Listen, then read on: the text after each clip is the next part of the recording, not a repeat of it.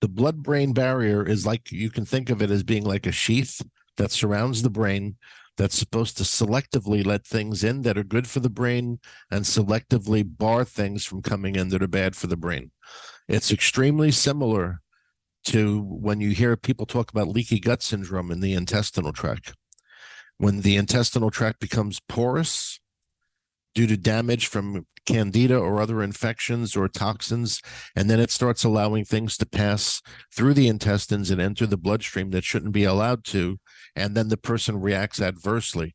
They either have allergic reactions or toxic reactions or whatever to that thing that entered their blood that should have never been allowed. And that's the correlation with the leaky gut syndrome and then the brain blood barrier. Same thing. And very often it's a very similar, the condition is very similar, and the what I'm calling the sheathing that separates this is based on very similar nutrients, and similar care would need to be taken as in a person with leaky gut syndrome. Are you curious about discovering ways of making your life better? Then welcome to my podcast. I'm Bob Nickman, and this is The Exploding Human.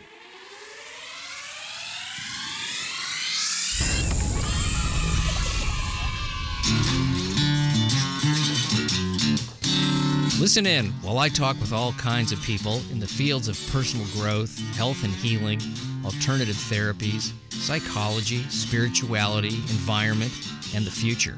I'm looking for those answers that make life better for everyone. You'll meet cutting-edge practitioners, doctors, artists, filmmakers, business people, and those who have overcome challenges.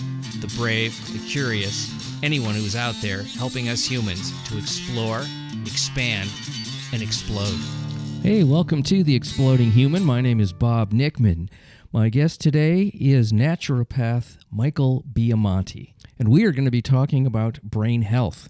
But first, I'd like to invite you to visit my website, theexplodinghuman.com. Over there, you can listen to episodes, read synopses, see photos of my guests, read a little bio on myself. There's also a YouTube channel where you can listen. That is The Exploding Human with Bob Nickman. As I said, my guest today is Michael Biamonte.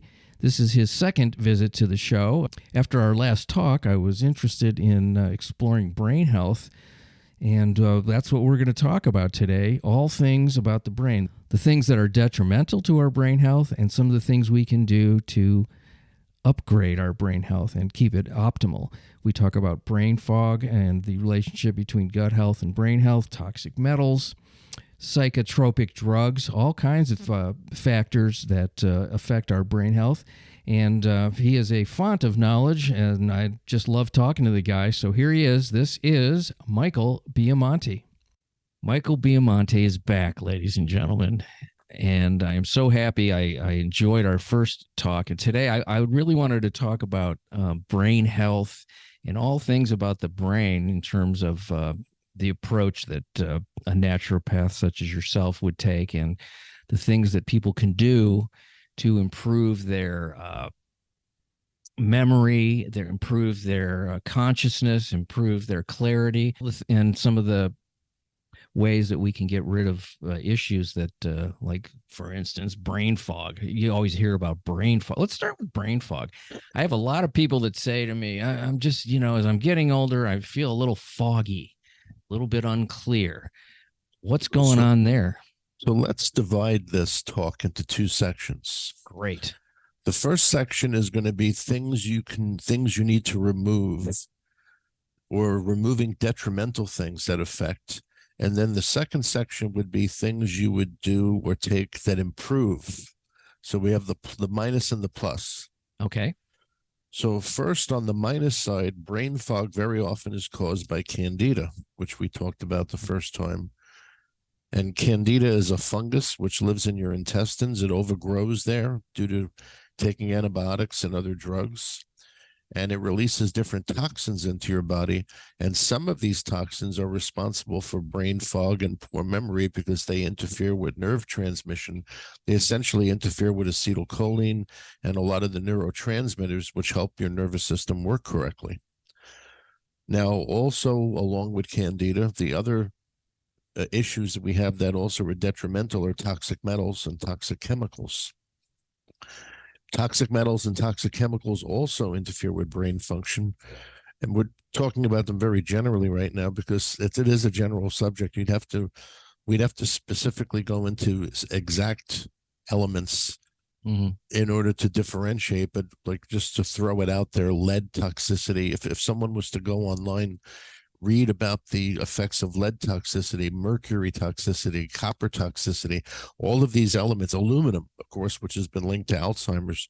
All of these elements have their own unique way that they affect the brain in certain manifestations. Like as an example, aluminum we just mentioned is linked to Alzheimer's. Copper toxicity is linked to people having racing thoughts at night when they're trying to sleep.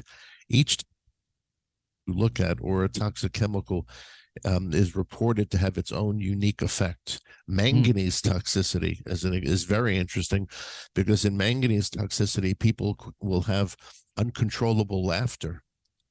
Or they're very misemotional. You know, they would be at a funeral and they'd find it hysterically funny. They would be laughing, and so each element that we talk about that has a toxicity would have its own expression in terms of what it does to the person psychologically. So a lot of sort of aberrations that you see in people may not be because of a specific personality disorder or some sort of inability to understand social cues. It could literally be a metal toxicity.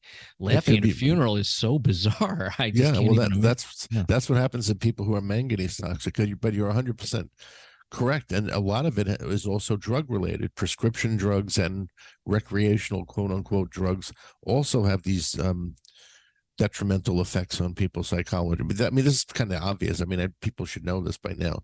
But when you're watching television and the commercials come on for different psychiatric drugs, and you hear all the side effects they have, you wonder, well, why is someone who's mentally impaired ever want to take this? It sounds like it just make them worse.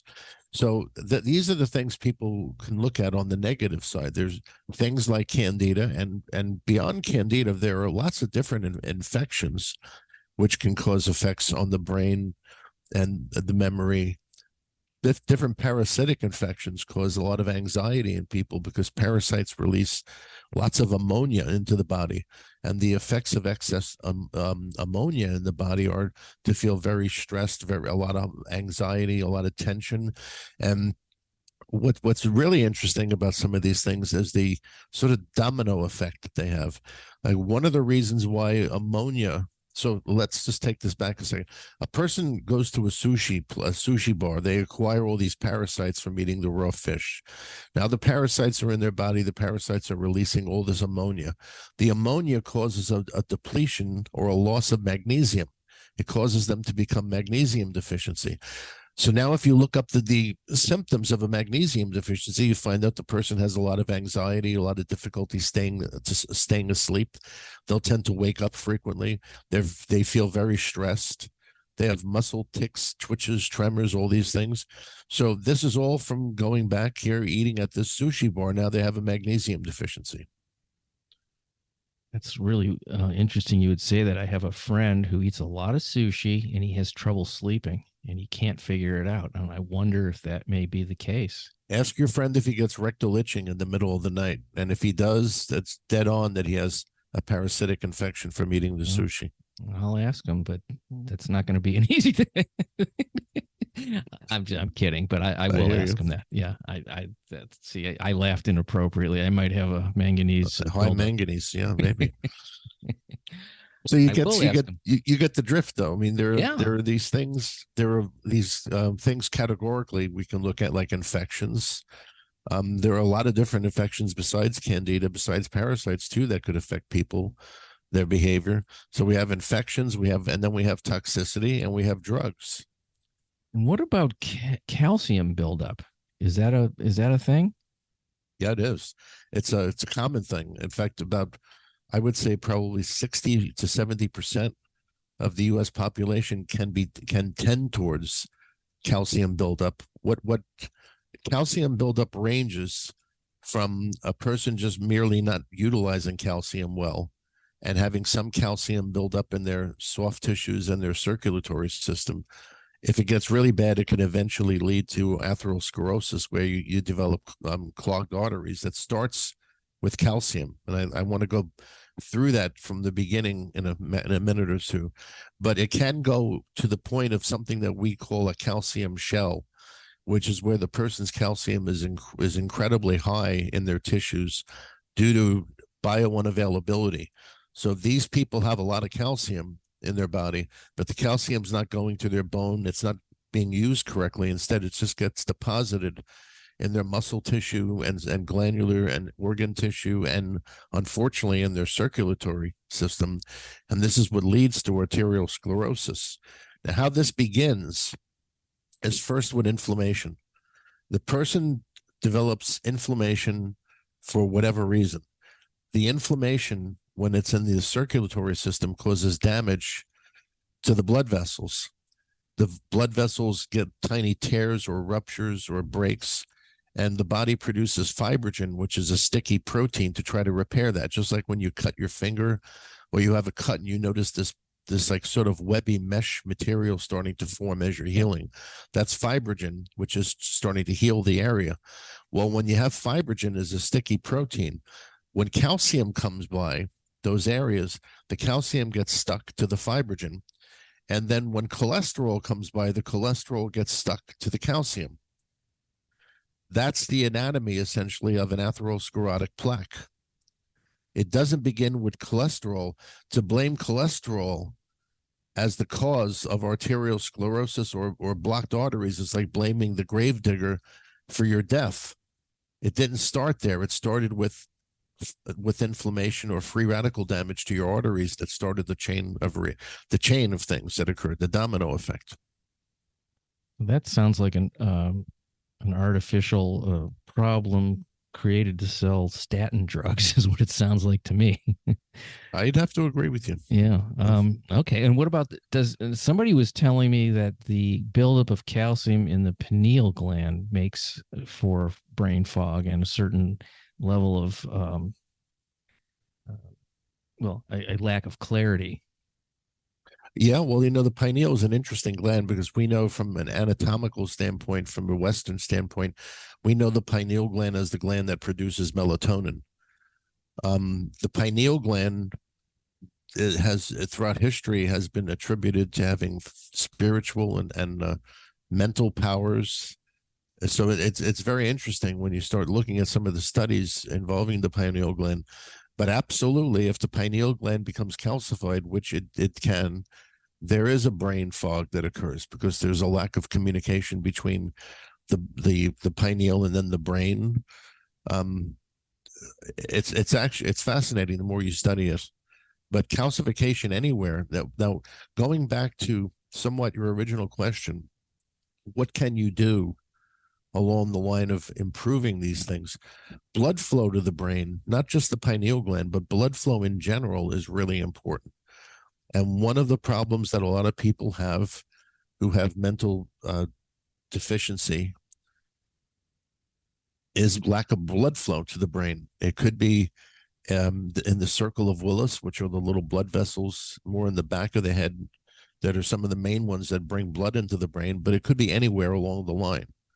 And calcification is usually the main reason why this occurs.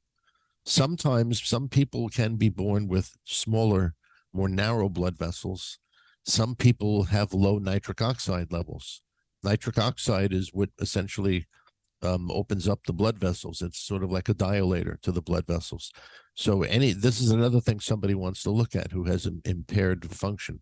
They want to look at their blood flow.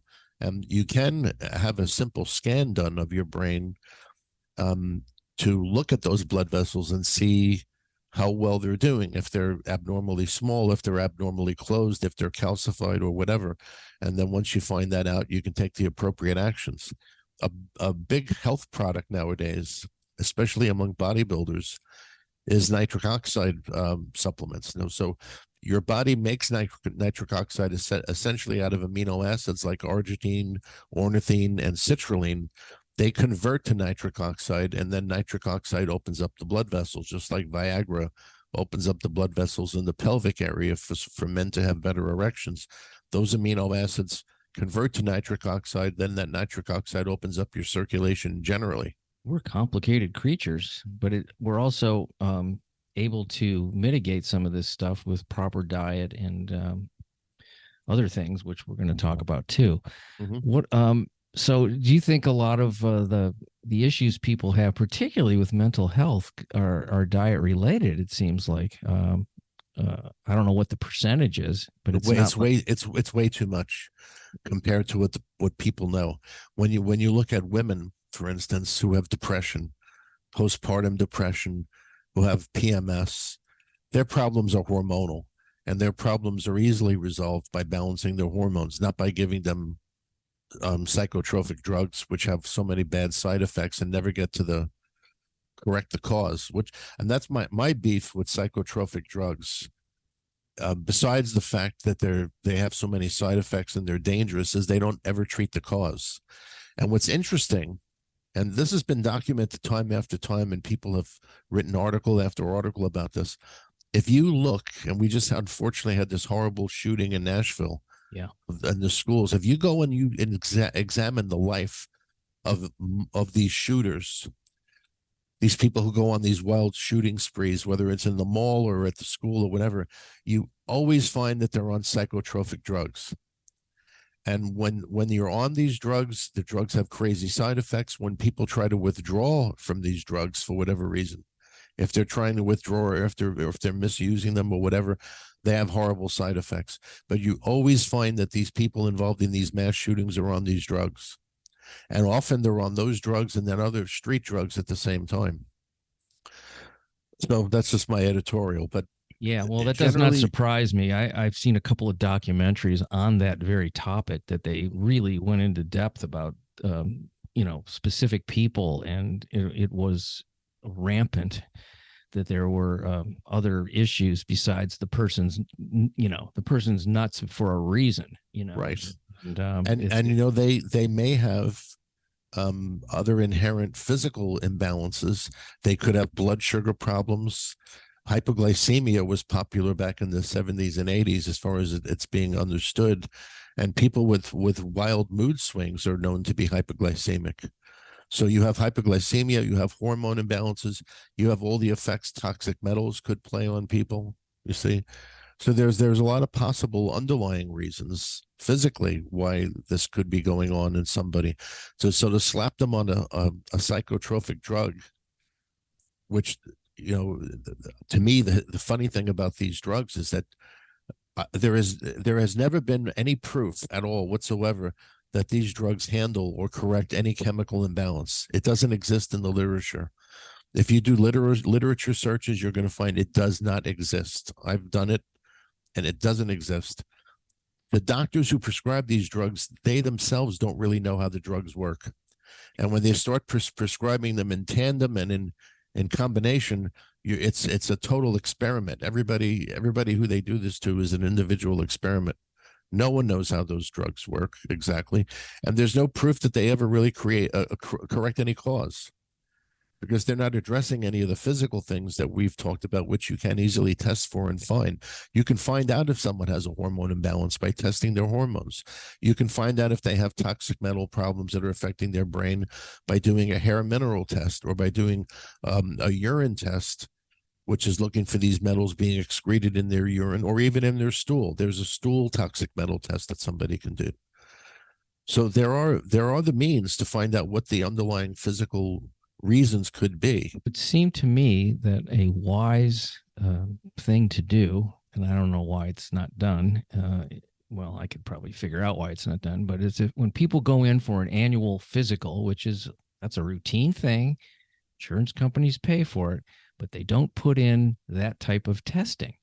And it would seem like so many issues and so much expense and pain and problems would be avoided if that was part of an annual physical, to have, toxicity tests and hormone tests and all that stuff would be so valuable. I would love to have that every year. And you're so right, but there's another side to it, unfortunately. It becomes complicated when you do this. If everyone was doing what you just proposed, which I would agree is the logical thing to do, it's then going to make people look at how toxic their environment is and where the toxins are coming from. It opens up the proverbial can of worms. Yes, it does. It sure does. Yeah, maybe it I, needs to be opened. well, I agree, but I bet you there's a lot of corporations out there like Monsanto that don't want people looking into that can. Well, I guarantee they don't. That's a company that's got stuff outlawed in many countries, where And they can't do their magic. And I'm being sarcastic about magic, of course. and it's also a company that is so politically, how would we Powerful. put it? Powerful that they somehow coerced the president of the United States, President Barack Obama, to sign the Monsanto Protection Act, which is actually a law that limits the amount of liability Monsanto has if you go and try to sue them. That's awful. Absolutely awful. Funny story on that. When President Obama was running for president in his first term, his campaign office ended up being right next door to my office. Oh, And my girls helped them a lot. They to the point where they listed us as donors. We gave them like chairs and tables that we didn't need, and we helped them if they needed paper or pens or whatever it was. We helped them because we were right next door and we had an abundance. And I asked them, what does Senator Obama think about Monsanto and genetically modified foods? They told me that they would get back to me on that. And they came in with a statement. They said, well, he's dead against them. He knows they're bad. He wants to outlaw them and blah, blah, blah. And here you go. Then he gets into office, and what does he do? Does the complete reverse. Instead of outlawing these to protect this company. This is politics. So I don't say this to necessarily defame Obama. I'm bringing this up as what happens politically here. Here you have a man who has children, who has an organic garden in the White House, who knows better, and they're able to get him to sign this bill protecting this company that he himself wouldn't necessarily want to have anything to do with. So let's talk about, let's say I want to have the healthiest brain possible. I want clear thinking. I want focus. I want my consciousness to be elevated if possible. Mm-hmm. What are some of the ways that we can do that? Obviously the diet is super important, and the drugs that are harmful, we don't want to do those. Right. And we also want to make sure we check ourselves for any of those negative things I talked about earlier, that there's poor circulation to your brain, you have any type of chronic infection which might be involved. We want to rule all those things out, that I don't have candida, which is releasing alcohol into my body all the time, and mycotoxins interfering with my brain and my nervous system. So we also want to look at what supplements we can take, and virtually there are dozens of them now on the market. Yeah. And a lot of them will have similar ingredients. One of the key things that you'll find is a substance called vinpocetine. Vinpocetine is a nutrient, essentially, which helps to increase the circulation in the brain. It helps the oxygen to the brain. And it also has been found as an antioxidant to be able to heal different types of damage that someone may have to the brain. So that's one thing I would definitely put on my list. I would put on my list to perhaps look into nitric oxide donors, we call them. Those would be supplements that contain citrulline, arginine, and ornithine, which help the body make nitric oxide. Beetroot is a popular supplement nowadays because beets are extremely high in the substances that help your body make nitric oxide. You'll see a lot of bodybuilders now are taking beetroot products, beetroot powder, and that raises nitric oxide. There was a substance years ago that Dirk Pearson and Sandy Shaw, who were the original life extension guys, I remember them. They talked about huperzine. And huperzine is something which is derived from club moss extracts. And it's something which helps the effectiveness and the efficiency of the brain. American ginseng does the same thing. There's quite a few things. Bilberry or bilberry extracts, which are high in resveratrol, also help this. Berries in general, berries and grapes have nutrients from the pycnogenol family, which also help along this line. I don't know if I mentioned American ginseng, but yeah. American ginseng is another. So there are various nutrients. There was one in the old days, it used to be called B15, which is actually pangamic acid. And this is a vitamin which helps increase the oxygen in the body and helps your body's utilization of oxygen. That's another that can help. You can literally go online nowadays and you can just do a search for cognitive formulas or nutritional formulas that aid in cognitive function, and you'll find various formulas. A lot of them will have some of the nutrients I just mentioned. Ashwagandha is a big one because ashwagandha helps control cortisol, and the effects of cortisol are really bad on the body. Now, you have to have some cortisol because cortisol is a adrenal hormone that wakes you up in the morning. It's also referred to as a slow-acting adrenaline. But high levels of cortisol consistently can start to interfere with your brain function. And it also is the hormone that puts fat around your stomach. Belly fat in men is primarily due to high cortisol and high estrogen. And the ashwagandha helps to reduce the effects of the cortisol. Sometimes when people are under stress and they're a little confused, it's because of that hormone cortisol pumping, because it interferes with certain recall from with your brain. And the ashwagandha helps block the effects of cortisol, so it can help improve the sharpness of your thinking. What about MCT oil? I'm always hearing about that. Yeah, MCT is derived from coconut oil, and really what it does is it's a fuel, a very easy, quick burning fuel for your cells, and it gives you energy, and it also helps your body burn its own fat. Now, I really wouldn't categorize MCT as something in the cognitive arena, except for the fact that it fuels the cells, so it gives you a constant source of fuel, and it would help stop hypoglycemic episodes.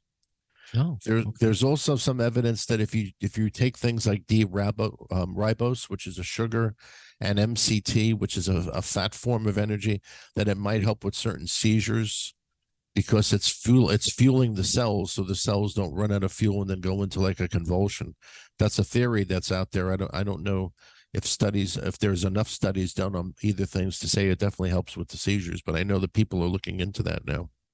I want to talk about something you just mentioned, fat, and it's for some reason it's become the enemy of everything, and but the body needs fat, what's the type of fat and how much, and where should people be concerned or not concerned? That's a big question that I always think about, because obviously people think when they hear the word fat, they think I'm going to be a fat person. They don't think about it in the sort of holistic kind of way of, fat that you need. Yeah, well, here's where we have the subdivide between the Pritikin people and the Atkins people. So for those of you who aren't familiar, Dr. Pritikin wrote a book back in, I guess it was the late 70s, early 80s, about fat. And he advised you to have as little fat as possible in your diet. And on the other reverse side, Dr. Atkins wrote about having as little carb in your diet as possible. High protein, high fat, low carb versus Pritikin's low fat, high carb, moderate protein. Those are the two basic approaches. The approach that's still more popular today is Atkins, because there are more scientific references that show that lower carb is actually healthier than lower fat. Mm-hmm. But when you examine these things under a microscope, you have to be careful, and you have to really be discerning with what you're doing. Fat typically is thought of as being animal fat, and saturated fat, which is bad for you because saturated fat clogs your arteries, and it's bad. And then we know that in the state of New York, Mayor Bloomberg had outlawed certain types of fats that were being used in fast food production. So there are bad fats, but there are also good fats, the fats that you find in salmon, avocado, nuts and seeds. Many vegetable fats are very healthy and important. Where the confusion lies, I believe, is when you're looking at animal fats And you need to understand the difference between grass-fed and wild-caught versus the CAFO. CAFO refers to confined animal feeding operation, which is where most of your supermarket meats come from. The fatty acid balance that you get from grass-fed, let's say, hamburger compared to supermarket hamburger is completely different. Grass-fed meats have a fat balance that more resembles salmon and the healthy fish. Typical store-bought meat is dangerous and it's toxic. So I believe that people should only eat grass-fed, wild-caught, wild-raised animal products because they have the healthy fats more so than the bad ones. Now, if someone doesn't believe me, I challenge them to do this.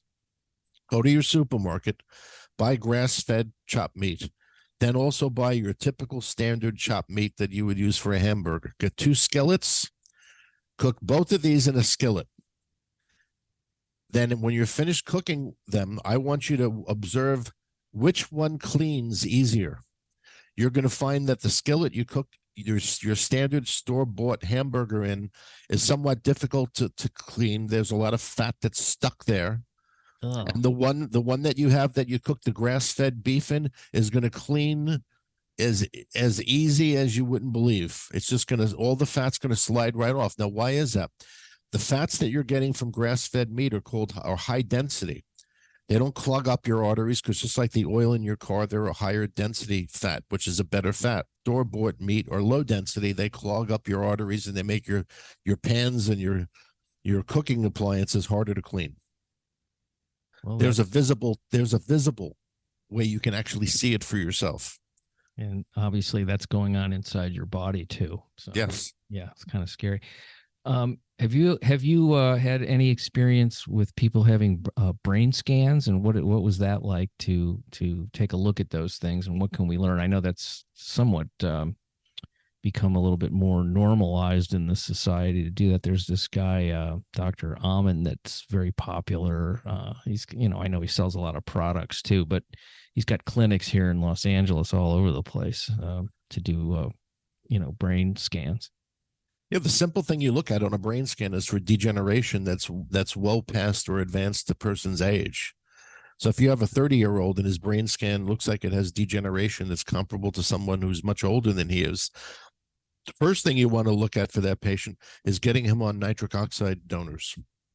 You want to increase the oxygen to his brain because that oxygen will help the brain function and help it repair itself. Then you want to look at putting him on things like I mentioned before, the vinpocetine and some of those other nutrients, which are known to, and you can just do a search online. I don't have to spew them off. They're multiple and abundant. Then you go online and you look at the different things that can help heal the brain. Ginkgo is another one. Ginkgo helps increase the circulation to the brain. That's why it's been used for tinnitus, which is a problem where people have that ear ringing going on. Yeah. So things like that increase the circulation to the brain are going to help that person. But that's the first thing you look at, what a brain scan is. Is there excessive degeneration of the brain past the person's age, what you would normally expect? Then you put him on these nutrients and you'll see in 6 months to a year, he's going to improve. There's a substance that I've used, and one of my colleagues introduced me to, Dr. William Hamasfar, a neurologist who's he's world-class neurologist. Dr. Hamasfar has been an expert in using different nitric oxide products like Nitrobid, which is a cream. It's just a cream lotion you apply, and it's very high in nitric oxide. And the use of this can help. I've seen the use of this in his practice reverse stroke victims. I've seen stroke victims come into his office on wheelchairs, and 6 months later, I've seen them walking.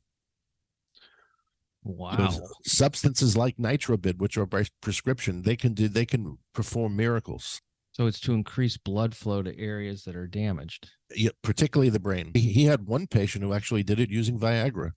Got a similar result because Niagara does a similar thing, only Viagra concentrates more in the pelvic region, not so much the cerebral. Yeah. Well, I guess you got a side benefit. I would say, yeah. The blood-brain barrier, what is it? And when they talk about things crossing it or not being able to cross it, and what is that? The blood-brain barrier is like, you can think of it as being like a sheath that surrounds the brain that's supposed to selectively let things in that are good for the brain and selectively bar things from coming in that are bad for the brain. It's extremely similar to when you hear people talk about leaky gut syndrome in the intestinal tract. Okay. When the intestinal tract becomes porous due to damage from candida or other infections or toxins, and then it starts allowing things to pass through the intestines and enter the bloodstream that shouldn't be allowed to, and then the person reacts adversely. They either have allergic reactions or toxic reactions or whatever to that thing that entered their blood that should have never been allowed. And that's the correlation with the leaky gut syndrome and then the brain blood barrier. Same thing. And very often it's the condition is very similar, and what I'm calling the sheathing that separates this is based on very similar nutrients, and similar care would need to be taken as in a person with leaky gut syndrome. So there are things that are harmful that can cross that barrier, and and we don't want that. No, we don't want that, especially when it comes to toxic metals. We don't want that, like metals like aluminum or other ones, which can, but on the other hand, there are trace minerals which go to different parts of the brain. Lithium, for instance, works in different parts of the brain. It has a physiological function there. So does elements like rubidium and molybdenum. Some of these lesser known trace minerals actually have effects that they create in different parts of the brain, which are normal to our physiology. So we want those to go through, but we don't want the bad ones like aluminum and other ones to get through in excess. And the moral of the story is the more your exposure is to these bad elements, the greater chance they are going to go into your brain and then start causing malfunctions. So you want to look at your deodorant. You don't want to necessarily use a deodorant which has aluminum. You want to try to stay away from aluminum foil, aluminum cans, and not lead an aluminum full life, because if you do, you're going to end up with having high levels of aluminum in your body. I think there was a lot of aluminum in baby powder. I don't know if it's still the case, but I remember. I wonder. Seeing it in powder. Some powder, very commercial powder, so which is really scary when you think about putting that on a baby, a wet baby. Yeah, it's true. It's true. It goes back to where you had the vaccine controversy that Jenny McCarthy was a big I remember focal person. Yeah, and it all turned out to be true, but notice how they'd all got hushed down. They called Jenny McCarthy a quack. They called her this. They called her that. But yet they did outlaw thimerosal. Thimerosal was outlawed and prohibited from being in any more vaccines. So everyone thought she was crazy, but quietly, the FDA and the government did outlaw and correct exactly what she pointed out. Let's talk about one other thing in terms of the brain, which is, well, two things: exercise and meditation. What are the effects on the brain that we know? Obviously, exercise is going to increase blood flow. That's a super obvious thing. Right, and it also increases a lot of the neurotransmitters, which are very friendly to the brain, as does meditation. You're going to find if you go online and you do a search for positive effects of meditation and exercise on your mental health, you'll find thousands and thousands and thousands of citations and articles on there. That's what should be going on also as an adjunct to a program to these people who have mental illness.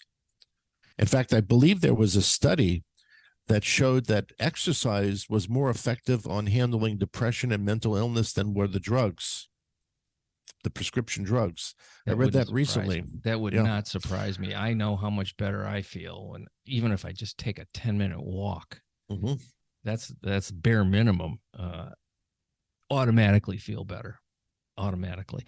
It's and I meditation's part of my practice too. So my daily routine that I do. So, and I find that really important for myself. So there, it's obviously you're into a holistic approach. It's diet, exercise, eating properly, and making sure that you avoid toxins as best as possible. Yeah, very often it's not only what you do, but it's what you don't do. It's Yeah. like the old joke in baseball that some of the best trades you make are the ones you don't. Well, it's in health too. It's some of the best things you do are the things you don't do sometimes. Well, I really appreciate our conversation. This is really great. I just, mental health is a big part of what I'm interested in, because there's so many problems that come out of people that aren't mentally healthy, and what, to look at some of the causes is really valuable. And it's unfortunately, the physical stuff doesn't get looked at, as we've kind of discussed today. It doesn't get looked at like it probably should be. Well, it's a huge business. It's a huge big. You have no idea how much money's involved in the sale of Oh, psychopharmaceutical drugs. It's a huge business, and it goes back to the old saying that we had once that we joked about. Is you have two rules in healthcare. One is you never kill the patient because now you lost the patient, and two, you never cure the patient because then he's not going to come back and buy your stuff. yeah. So if you're to cure mental illness, the pharmaceutical companies are going to lose trillions of dollars. I would invite everybody to go to cchrint.org. CCHRINT, it stands for INT, since CCHR INT International, CCHRINT.org. Okay. And look at the material they have. There's a particular video they have that's about 4 hours long. It's called The Marketing of Madness, and it explains how the pharmaceutical industry and the psychiatrists and all that whole group are marketing madness to people to get them to buy drugs. Oh, that is diabolical. It's just awful when you think about how unnecessary that is and how detrimental. Oh, I know what I wanted to ask you. I had heard or read or something that the acne medication Accutane was causing major problems, particularly in teenagers, and depression and violence and things like that. Have you heard about that? Oh yes, I have. Mm-hmm. I have. And it is true. There are many alternatives to that. Often acne is caused by candida. It's caused by intestinal dysbiosis.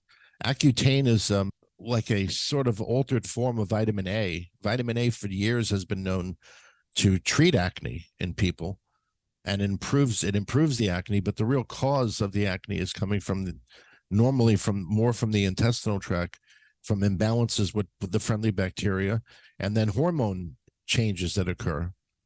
One of the Yeah. reasons why antibiotics work is because the oils of your skin the oils will have sugars in them that will act as fuel for the bacteria that then cause acne. That's why antibiotics were used. Other than the negative effects, I guess they sort of worked. But when you think about, I guess teenagers release a lot of hormones, obviously, Yeah. and so in a sense, it's probably a temporary condition, but there's probably ways to mitigate the acne that aren't harmful. There is. I had a patient once who was a 16-year-old wrestler.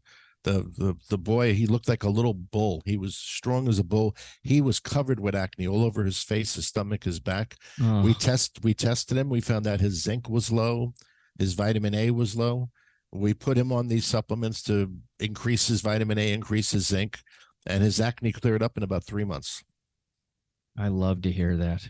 I love to hear that, because that's not only is that physically painful, and it's psychologically damaging to us, especially at that age when you're trying to be fit in socially and be interested in the opposite sex or whatever. It's like almost could be a permanent kind of a wound, physically and emotionally. So good for you for figuring that one out, and Sure.